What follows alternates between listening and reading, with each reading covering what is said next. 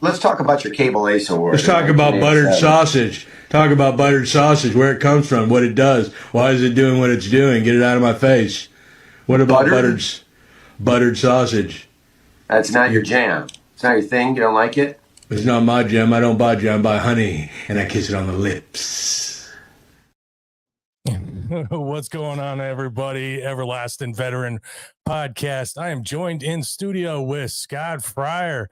He is a podcaster himself, seasoned veteran podcaster. And how's everything going, man? Oh, it's going great, man. This is a fantastic studio you got here. I love it. I appreciate it. It is the Facebook official 1-year anniversary of launching Everlasting Veteran.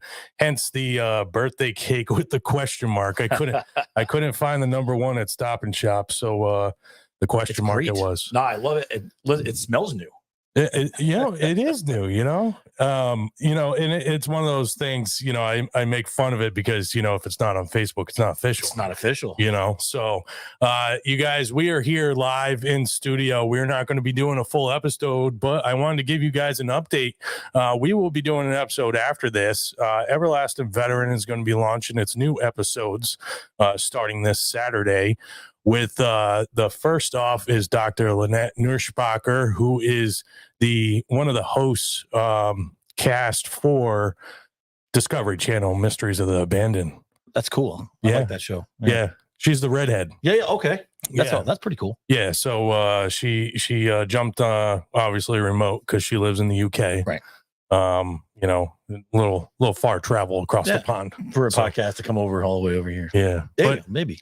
She was originally born in New York, though. Okay. Yeah. So weird travels, though. New York, and then, she joined the Canadian Army, British Army, then landed in the UK. And she has a cool show. Yeah. I love that. Yeah. So I guess she's on National Geographic, too, and everything as well. So what's new with you, man? You just got done doing some workouts? Yeah. So I'm the head coach at Fitch High School for the boys lacrosse team, and it's we're doing preseason workouts. So I was over. Today's our lift day, so we had an hour of just working out together. And listen, one workout a week they're doing a lot on their own, but it's more about them being together and getting used to each other. Because they all go to school together. Yeah, but it's just more about getting together as a team and spending time together as a team as it gets closer to. It gets closer to the season in next month. Yeah. That's pretty good. It's a special role. A lot of people can't fill those shoes. It's fun. I love it. It's my passion. I love podcasting and, veterans groups and all those kind of things. But, lacrosse coaching is specifically, but coaching lacrosse is my passion, and I'm glad to be doing it again. Nice. And remind me, you started off your first podcast show. You started off, what was the name of that? Just a Guy with a Beer. Just a Guy with a Beer. That's right. Yeah, actually, it goes a little bit deeper than that. It was actually, I started during the lockdown when everyone was stuck at home. I started just having a beer at night, because there was nothing really to do except watch Netflix and drink. Yeah. So I said, well, hey, why don't I just turn that into something entertaining? So I would sit on my deck in the backyard and have a local beer, and I would talk about the beer I drank, and then I would also review the movie that I watched that day. So then I would start taking suggestions about what movie to watch, and then someone would say, hey, watch this movie, and the next day I'd watch it, and then I would review a local beer, and then I would talk about review the movie, gave it my thumbs up or thumbs down, kind of like the old show, the movies show, whatever that was. So Siskel and Ebert. Oh, okay. Right. Yeah, and then a friend of mine said, you should just do a beer podcast, man. This is great. Yeah. And one of my close friends she said, you should name it Just a Guy with a Beer. And that's where it was born. And I did that for about a year and a half. And then I joined forces with Chris Knott. Yep. And him and I started B3 with our friend Justin. And we recently kind of moved on. Our schedules were super hectic, and it was kind of tough because being a podcaster, you've been doing it a while. Yeah. Having to get an episode out every week is tough. It is. And we couldn't always be in the studio. And our friend Justin, who did the studio, ran the studio in Norwich, Forward Content. He did a great job producing. He was a Hollywood guy, And so he would put out our show, and it was aesthetically, it was fantastic. I mean, you've probably seen it. Yeah, it was I mean, good. it was good. The production value was awesome. But part of what the reason was that we kind of moved away from it is because we wanted to be the option to do it whenever we wanted to, right? Because I know it's kind of part of is having a show is being able to put content on it every week. Yeah. And but with our schedules, you know, I'm working 2 jobs. You know, that became kind of like a third job, and I was trying to find the time to do it, and it just wasn't there. And then, you know, Nader with his job, he didn't have the time to always do it every week, and there was gaps, and we didn't like that. So we just decided instead of the pressure of every week, we're just going to do it. We'll go on our own. We'll do it from home, and put out a show whenever we can. And we've kind of joined up with another podcast, The Hook, and with our buddy Ray and a bunch of other great guys who are sports guys. And Yep. you know, every Tuesday night they get on and we talk sports for about 90 minutes. And then like last week we did the Chiefs and the Ravens game last week. We broadcast the whole game. It Yeah. was just us watching the game and talking about it. It was Yeah, fun. I saw some little bits and pieces of it. You know, I didn't have enough time to be able to sit down and like kind of watch the whole thing, but you know, it gives a different take too, because you know, most of the time you have like a kind of setting like this, or like you have dual screens, Right. your remote setting. When you're doing it kind of raw, where it's just in your house and you know you're just talking about the game. Yeah. You know, it makes it very genuine. It is kind of fun. And You know, more laid back. why we loved working at Forward and having that aesthetically pleasing podcast. Yep. The pressure's kind of off us now. I mean, I miss it every day because, you know, we formed friendships. You form people that you become very close with. You know, Justin became part of an extended family for us. So it's kind of weird not doing it still there. But there's no pressure, right? We just do it whenever we want to. Like we did one last week, and the week before we went like 2 weeks without a show. Yeah. Because I mean, it was mostly baseball.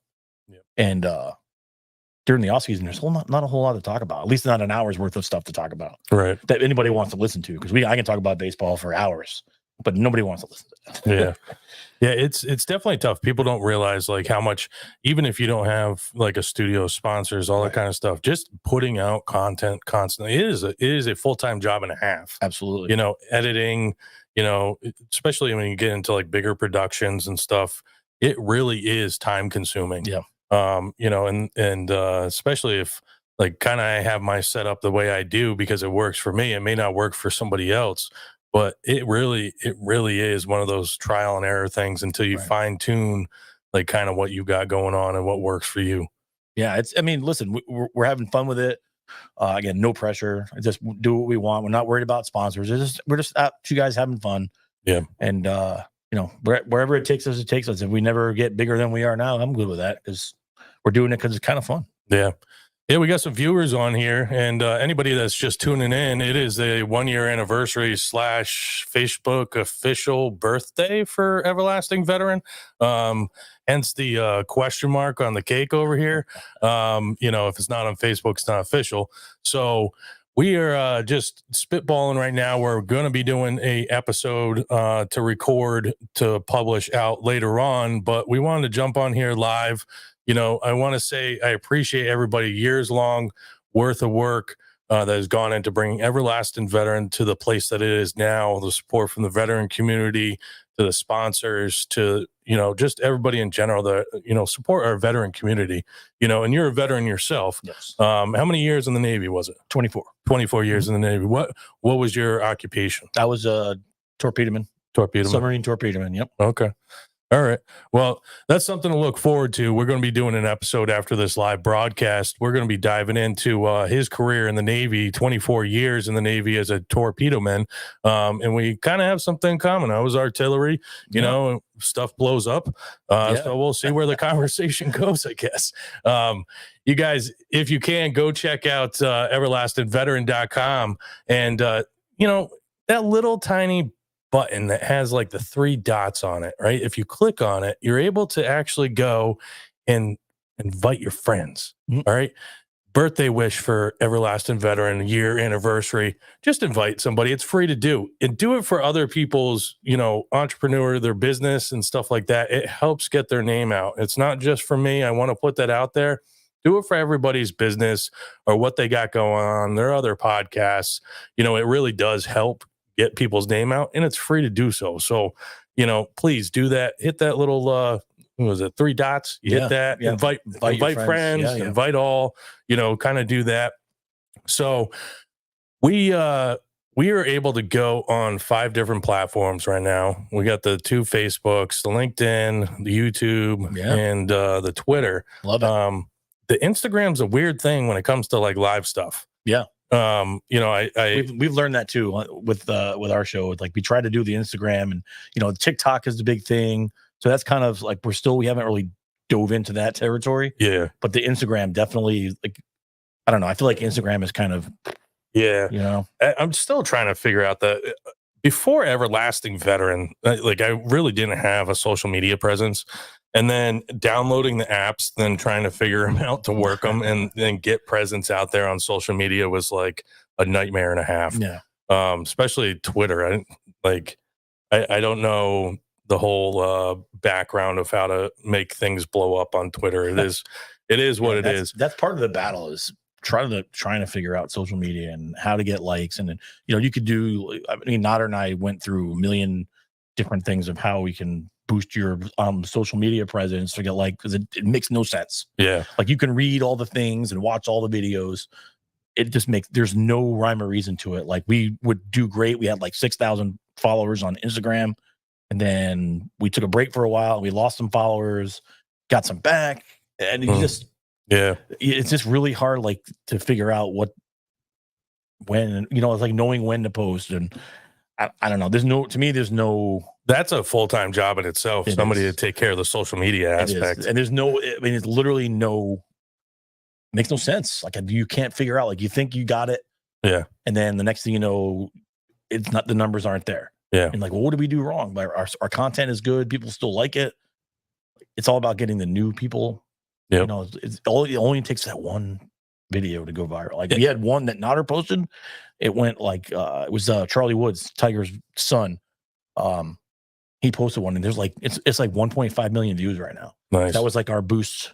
Yep. To our Facebook. It was kind of cool to see that many people checking our stuff out. Yeah, and it's one of those things too. Like when you kind of you got the algorithms and all that stuff, but then you have like the people that are diehard one platform or the other. It's kind of like Ford Chevy, you know, battle type of thing. It's hard to be like, especially if you know you're not really utilizing the platform the way people use it on a daily basis, to just scroll through and look at pictures and, you know, Trump Biden posts and stuff. You know, it's one of those things where you're just like, okay, can we just stick to one thing? Right. Like, you know, Facebook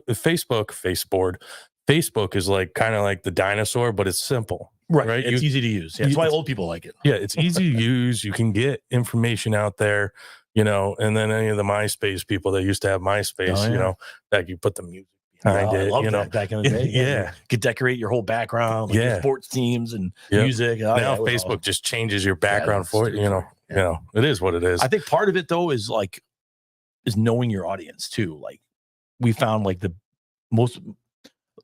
younger crowd. You need arm room. Oh, yeah.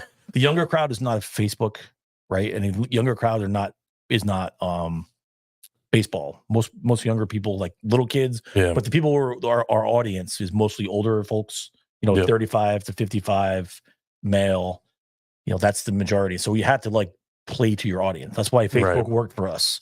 Instagram, TikTok, not so much, because that's what the kids like, the TikTok. Right. So you have to like figure out what platform works best for what you're putting out there. And then we made the change from just baseball to all sports. We found that it was way better across the board on all different platforms. Yeah.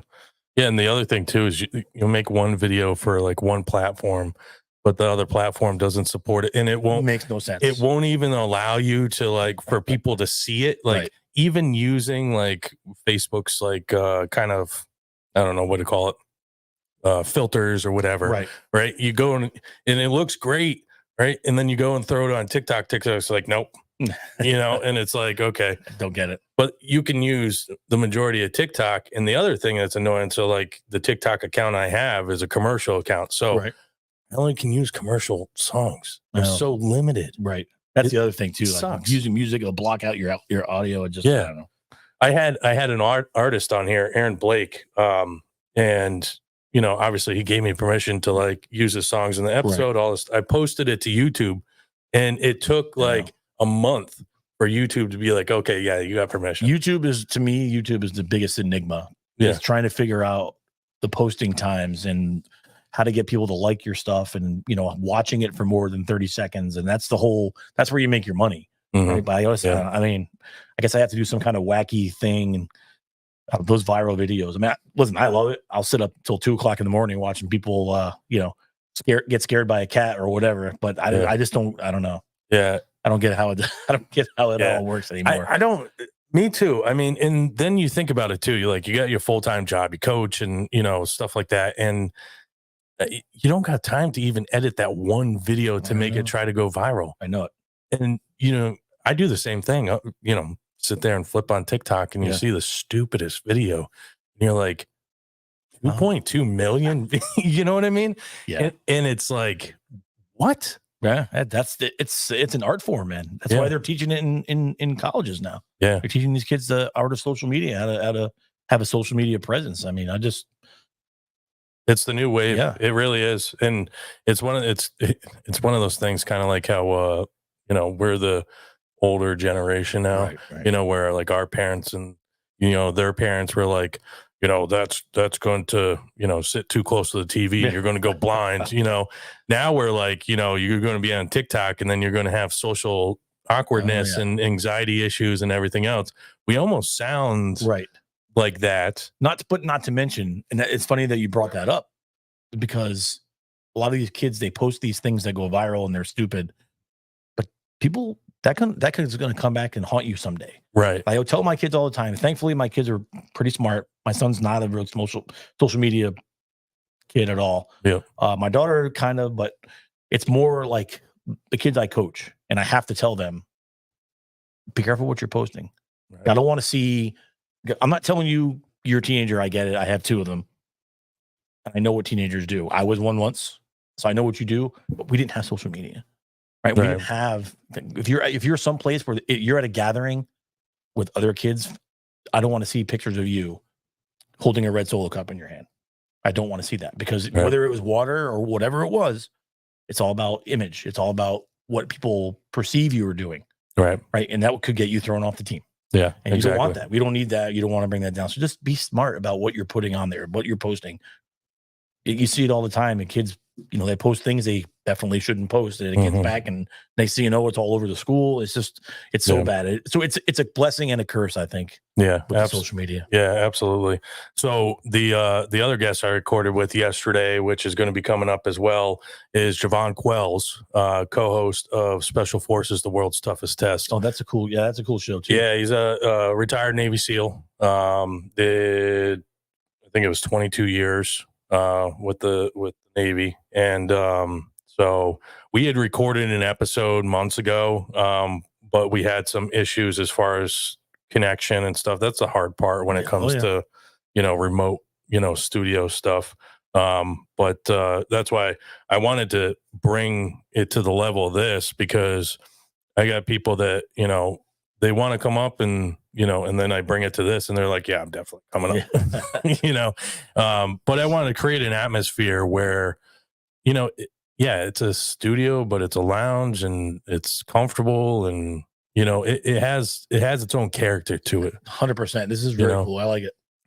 So, and I added my own little touches to it. Some of my stuff, some of my grandfather's stuff, some of the stuff I've gotten from Australian Army guys that served with. So it was a labor of love, and record time, like October 20th, put the first stud up and started moving in. It looks great, man. Christmas. I remember you sent me the pictures when the first day you were doing it. Yeah. And I'm like, man, I don't know if this is ever going to come together. And now here we are. Yeah. It looks awesome. Yeah. There were some days where the ceiling, right? There was this other ceiling that I tried ordering that set me back like 4 weeks. Yeah. The company, didn't communicate with Home Depot to say, we don't carry that product anymore, but yet they kept it on Home Depot's thing to, so it wasn't Home Depot's fault. It was the company in Right. which, but anyways, it's done. It looks great. There's still some stuff here and there. I just put up the U.S. Constitution. I saw that. And I got some stuff my brother-in-law made for me, so it's overall just a really good space, and anybody's welcome. I've had not just veterans, and that's the one thing I didn't want to stay in that niche of, it's run by a veteran and it's veteran geared, and I only have veterans on, Right. because that's stupid. Well, there are so many people out there, You know. especially in this community. We're being so close to the sub base. Yeah. There's so many great organization and people who aren't veterans that do a lot for the veteran community in Right. general. So Right. Yeah. And it's one of those things where you get perspective, and you never know what you can take from somebody else, what they say, what they Right. do. And that's kind of like, the direction that I've brought this whole thing continuously. And I want to continue doing that and everything. And, start new stuff like going live and kind of winging it off the cuff. I love it. It works. People can, see the studio and may not be able to sit down for a 90-minute episode, but, once in a while go live. Right. Why not? Absolutely. I think it's great. Plus, I mean, we got a birthday cake. We got some food over there, celebration, party at 2. Everlasting Veterans Studio. I'm here with Scott Fryer. Anybody that's just tuning in, he is a seasoned podcaster and U.S. Navy veteran.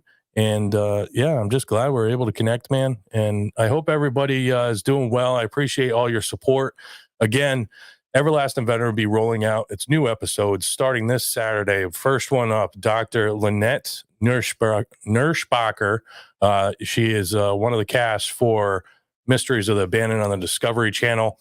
She's been on National Geographic and many other different shows. Mysteries of the Unknown, I think, was another one. Amazing episode. We dived into a lot. We were I can't wait to watch that one. Yeah, we were, and she is such an intelligent person. Her grit, you can tell she's got a little accent. She's been living in the UK, but then when she gets really passionate talking about something, so all of a sudden it's like the New York American comes out. It's pretty funny to watch. But she is amazing. We had an amazing episode. And then I recorded with Javon Quells. Anybody that's watching, Javon Quells, retired Navy SEAL, 22 years in the Navy. He co-hosted Special Forces, The World's Toughest Test, season 2. Season 3 is going to be starting up, and he got asked to come back. Awesome. Yeah. That's cool. So we will be doing a follow-up later on this year. If you haven't checked it out, Fox's Special Forces, The World's Toughest Test last season, they had like Tara Reid, a bunch of these, JoJo Siwa. Yeah. All these celebrities that think they can do it. All these celebrities. And, he had this, distinct laugh. It cracked me up every time. Something's about to go down in that drill sergeant laugh, like I'm about to get in your head, like familiar with it. Yeah. So we talked about that. We talked about, mental health. We talked about, mindset. We had a great episode as well. You guys should be looking out for that. We are live right now, and we're going to be laying down an episode, Scott and I, right after this. So you got to have to look out for that as well. Go to YouTube, Everlasting Veteran, subscribe. It's free. You can stay up to date what's going on, where we're going, what we're doing. Guests that are coming in, and the support's amazing. I appreciate everybody. All right. So you guys have a blessed day. We're going to get this party started, have some cake, and fill our faces, and record an episode. Let's go. All right. You guys have a good one. This is Ryan Landry and Scott Fryer, Everlasting Veteran.